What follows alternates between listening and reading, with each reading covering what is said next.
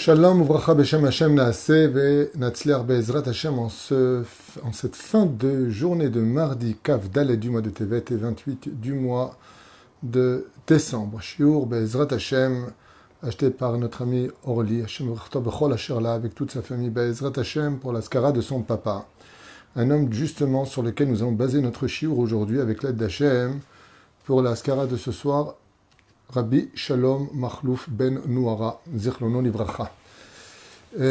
רוח השם תנחנו בגן עדן, עלינו בכל השוכבים, עמו בכלל, הרחמים וצלוחו וכן, יהי רצון ונאמר אמן.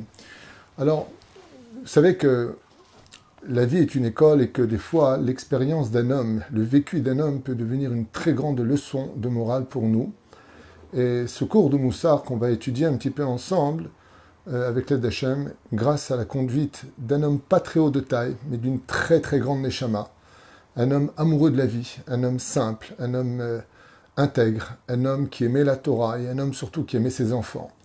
Be'ezrat Hashem Yitbarach est parti il y a quelques années seulement de cela, alors qu'il avait dépassé les 100 ans.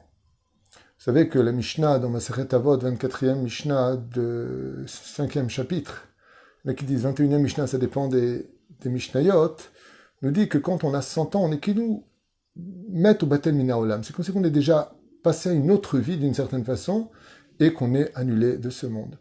C'est peut-être vrai pour l'ensemble des hommes, mais cet homme-là dont on parle aujourd'hui, Rabbi Shalom Machlouf, Alava Shalom, c'était quelqu'un qui, même après ses 100 ans, était toujours vivant, toujours présent, toujours la continuité d'une longue vie d'expérience pour lequel il a attiré, et pas des moindres, des grands tzadikim à lui poser une question, mais quelque part, qui es-tu et comment as-tu fait pour en arriver à un âge aussi avancé, à voir ta descendance devant toi, à profiter du pays d'Eretz Israël, à vivre Bezrat Hashem une partie de la Géoula, en tout cas le commencement de cette Géoula dont on parle. Et ce Rav qui lui a posé la question n'est autre qu'un des plus grands maîtres du judaïsme contemporain, Rabbi Meir Abu Hatzera. Il lui a posé la question le jour de l'anniversaire de ses 100 ans. Et il lui a posé une question qu'on retrouve souvent dans le Talmud, qu'on a posé à plusieurs grands Tanaïm, comme Rabbi Hanina ben Dossa. Bema irachtaïamim, qu'est-ce que tu as fait dans ce monde pour avoir mérité de vivre aussi longtemps? Et à ce moment-là, Rabbi Shalom Mahlouf, ben Nouara Alava Shalom, il lui a dit, je pense que j'ai fait 3 choses qui sont la raison pour laquelle j'ai vécu toutes ces années. Toutes ces années. Et Rabbi Meir lui a dit, Mahen, il lui a dit, sache une chose, j'ai toute ma vie durant, fait très attention de ne jamais parler d'un autre juif. Le Lachon Hara et moi, on est ennemis. Toute ma vie durant, j'ai fait attention de ne jamais sortir un mot de travers sur aucun juif. Qu'il soit tzaddik, qu'il soit racha, qu'il soit benoni, qu'il soit... me mêle pas. Je dis rien, je parle pas, je reste à ma place. D'après vous, comme on a dit qu'on en fera un shiur de moralité, qu'est-ce que disent nos chachamim béhémet sur celui qui ne parle pas des autres? Ma kesher, pourquoi dire que le fait de ne pas avoir parlé toute sa vie de la shonara, ça lui aurait donné le mérite de dépasser les 100 ans? De ça, je nous dis, pashut meod. Dans les mondes supérieurs, dans le monde de vérité, il y a un principe fondamental qui est basé selon le système de Mida Keneged Mida Lobatla. Car grâce à Dieu, il a vécu en bonne santé une grande partie de sa vie. Akol Tov a fait. Qu'est-ce qui lui a donné un tel mérite? Les sages nous disent combien, Rabbi Shalom Be'ezrat Hashem, il avait raison, Ahlouf Ayakar, quand on ne parle d'aucun juif sur terre, le Créateur du monde dans le ciel ne permet à aucun ange accusateur de parler de toi. Tu te tais vis-à-vis des autres, je les tairai dans le monde d'en haut vis-à-vis de toi. L'une des raisons pour lesquelles les anges accusateurs arrivent à nous faire tomber et à nous faire payer les méfaits de nos vies, c'est parce que nous-mêmes nous ouvrons la bouche de parler des uns et des autres.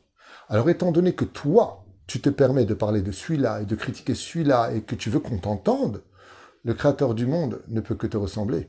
Quand on viendra te critiquer pour tes méfaits, il dit, toi tu aimes qu'on t'écoute, alors je vais écouter ce qu'ils disent. Toi tu aimes qu'on te donne raison, je vais leur donner raison. Toi tu veux qu'ils soient punis, alors je vais te punir. De ne parler vraiment de personne. Tout le monde le sait, mais qui le fait vraiment?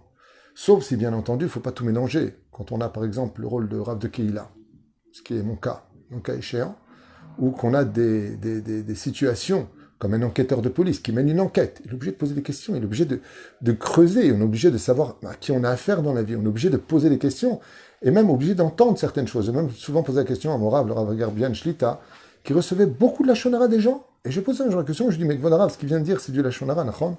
Il m'a dit non, c'est son son de cloche, c'est pas du lachonara. Moi, ce que je veux entendre, c'est pour savoir, vis-à-vis de la Torah, qui doit à qui fait quoi à qui. Mais pas tout le monde est Dayan, pas tout le monde est Rav de Kehila, pas tout le monde a un rôle qui l'obligerait quelque part, entre guillemets, un petit peu à creuser, à savoir des choses pour faire sortir la justice du Da'at Torah, c'est-à-dire de l'opinion de la Torah. Mais quand on est un homme du Tzibour, un homme simple, un homme qui travaille, qui a des enfants, parce qu'il n'existe pas dans l'absolu de juifs ordinaires, chaque juif est un diamant vis-à-vis d'Hachem, et qu'à partir du moment où tu n'as pas d'intérêt à écouter, eh bien, pourquoi tu en parles? Pourquoi tu parles de celui-là et pourquoi tu parles de celui-là? Et combien il avait raison quand il a dit Rabbi Meir, Abu Hatzera. Je pense que la première raison pour laquelle, eh bien, Dieu m'a donné une longue vie, c'est parce que moi, par contre, j'ai jamais parlé de personne. Jamais. Ni celui-là, il est bien, ni celui-là, il n'est pas bien. Choum d'avoir. Ferme ta bouche, tu rallonges de la vie. Chaim vemavet beyad alashon. La mort, la vie et la mort sont dépendants de ta bouche. C'est la première réponse qu'il a donnée, et qui, comme nous, tous savons les conséquences depuis 2000 ans du Lachon Hara qui fut fait il y a 2000 ans en arrière, les uns sur les autres, et du Lachon Hara que l'on perpétue aujourd'hui, et qui nous empêche de reconstruire le temple. Ce temple n'est pas dépendant de l'action de monter pour aller le construire, sinon Dieu nous aurait déjà emmené le Melech HaMashiach, puisque selon le Rambam, le rôle du Mashiach, c'est de reconstruire le temple. Donc le jour où il viendra se déclarer avec les actions et non pas les propos, de reconstruire le temple, on reconstruira. Alors, qu'est-ce qui manque? Il manque le fait qu'on ouvre un peu trop nos bouches. Et lui, il nous a laissé cette extraordinaire leçon de morale de fais attention à ce que tu sors de ta bouche. Si tu veux pas qu'en haut l'ouvre contre toi et qu'on exige que tu montes devant le Beddin d'en haut, je suis mort à la pêche Elcha. Surtout à la Beth Knesset. C'était quelqu'un qui ne parlait pas à la synagogue. C'était quelqu'un qui faisait très attention à la valeur de la parole. Et il lui a dit, pour moi, c'est la première raison pour laquelle dans le ciel, on n'a pas pu me critiquer, on n'a pas pu dire du mal, parce que je ne l'ai jamais fait vis-à-vis de mon frère juif. La deuxième raison n'est pas des moindres. Elle a dit, il y a aussi une autre mitzvah, je pense qu'elle est en rapport, c'est le respect des parents. J'ai toute ma vie fait extrêmement attention au respect de mon père et de ma mère. De ne pas leur répondre, de les servir, dès qu'ils avaient besoin de quoi que ce soit. Bien entendu, la mitzvah n'était pas faite sur le dos de sa femme ou de ses petits-enfants.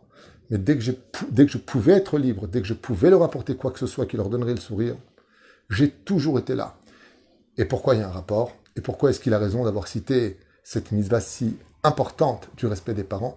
Parce que le salaire, dans la Torah, dans deux endroits que vous retrouverez, paracha de Yitro, dans les 10 commandements, et aussi dans la paracha de Veitranan, dans les 10 commandements, afin que les jours de ta vie se prolongent, se rallongent. Le Créateur du monde promet à celui qui honore son père et sa mère une longue vie dans ce monde et dans l'autre.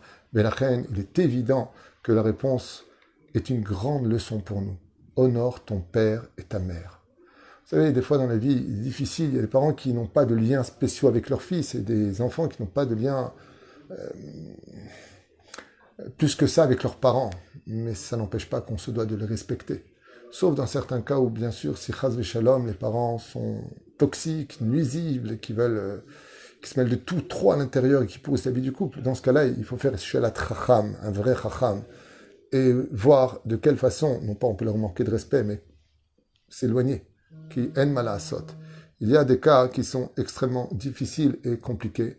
Aval, combien de parents on parle? Nos parents à qui on doit toute notre vie, ceux qui nous ont mis au monde, ceux qui nous ont élevés, ce sont eux qui nous ont soignés, c'est eux qui ont payé nos études, ce sont eux qui nous ont donné l'amour dont on avait besoin quand on était enfant, et c'est un dû de les respecter, et non pas une devise morale, c'est un dû. On se doit de respecter nos parents, et c'est ce qu'il a répondu. J'ai fait toute ma vie très attention au respect du père et de la mère. Et quand on fait attention à ses parents, il a répondu, je sais que c'est une des raisons pour lesquelles Dieu m'a donné une longue vie. Pourquoi ? Parce que moi, j'ai été respecté par mes enfants, par mes petits-enfants, par tous ceux qui sont venus après moi. J'ai eu le plaisir de les avoir dans les bras, parce que moi j'ai respecté mon père et ma mère. Mesure pour mesure ne s'annule jamais. Un homme calme, dont la bouche était restée fermée, a permis de la faire ouvrir à d'autres pour lui dire combien on l'aime. Et il lui a dit, Rabbi Meir, et c'est quoi la troisième raison? Il lui a dit, j'ai reçu la bracha de Baba Saleh.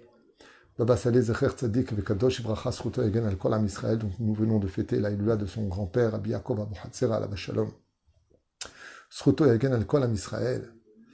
Baba Saleh m'a béni d'une longue vie. Vekar, j'ai été béni. Kama Utzodek. L'une des choses qui existent le plus pour avoir une réussite dans la vie, qu'elle soit financière, au niveau de la santé, au niveau du mazal, au niveau de trouver un couple, au niveau de la vie, c'est de prendre la bracha d'un grand tzaddik. Quand un tzaddik qui tient la vie. Pourquoi Dafka un tzaddik? Parce que le tzaddik, qu'est-ce qu'il étudie? Le Etzraïm, il étudie la Torah de vie. Et étant donné qu'il est complètement imbibé de Torah de vie, quand le tzaddik bénit une personne de longévité, il est complètement armé pour cela, parce qu'il tient la Torah, et la Torah est éternelle. Ce qui fait que la bracha d'un tzaddik, comme on a vu Rabbi Shimon Bar Yochai, qui a béni un de ses élèves, il lui a dit « Tu ne mourras que le jour où moi je mourrai ». Il a eu de la chance, il est mort à 120 ans. Baruch Hashem. Quand un tzaddik, il te bénit ta vie, quand un tzaddik, il vient vers toi, étant donné que sa bouche n'est remplie que de divrei Torah, il n'a pas de vulgarité, il n'a pas de mensonge, il n'a pas hazve shalom, shum davar. Shlema lemia bat Sarah, Bezrat Hashem, réussite spirituelle, Aliyah, Ilaha, Bezrat Hashem, Bracha, Vatzlacha, Bakol, Mikol Kol. Le Kol Am Israël. Et la reine, quand on prend la bracha d'un tzaddik, c'est un extraordinaire processus, je dirais, de commencement, de renouvellement de la vie, grâce à la bracha du tzaddik. Et c'est ce qu'a répondu ce personnage sur 3 mitzvot. 3 mitzvot pour moi qui sont vraiment très symboliques de longévité, de bracha, de réussite. D'être enterré Be'eretz HaKodesh, Be'ezrat Hashem. Ne jamais parler d'un juif. Honore ton père et ta mère. Et puis, prends le maximum de brachot de tous les tzadikim. Les vrais tzadikim de cette génération. Des fois, on arrive jusqu'à attendre 8 heures pour aller voir un tzadik. Et le bracha qui va te dire va être très court pour 8 heures d'attente. Allez, bracha ve'atzlacha. Ce bracha ve'atzlacha peut te rajouter des années de vie. Parce que le tzaddik, quand il parle, étant donné qu'il a la mesure des mots, il n'a pas besoin d'en dire beaucoup. Comme le dit la 15e Mishnah du premier chapitre de Masechet Avot avec Shammai, est mort, me'at, assez élevé. Parle peu et agit beaucoup.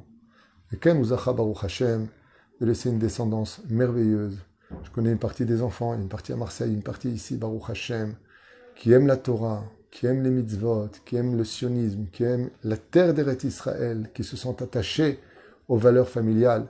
Et ça, c'était le plus beau salaire qu'ils pouvaient recevoir au-delà de ces 100 années passées sur terre. Il attend que le mérite et le souvenir d'une personne ne soit pas qu'un nom à citer, mais une expérience à vivre et souvent à recalquer pour des gens comme nous, qui, au-delà de toutes les difficultés que nous avons, pouvons prendre exemple que Bémet, ça marche. D'apprendre à se taire, d'apprendre à respecter et d'apprendre le maximum de bénédictions. Vaïten lecha Elohim, mital hashamaim ou mishmane haaretz, verov dagan vitirosh. C'est que là, nous, Bezrat Hashem, pour son souvenir à lui, de lui donner ce mérite pour lui-même, d'aller sur ce même chemin. Shmirat alashon, kibud avaem, birkat Hashem. Kol tov et litraot, v'yeh zichro baruch. Toda rabba, Oli, d'avoir acheté ce shiur.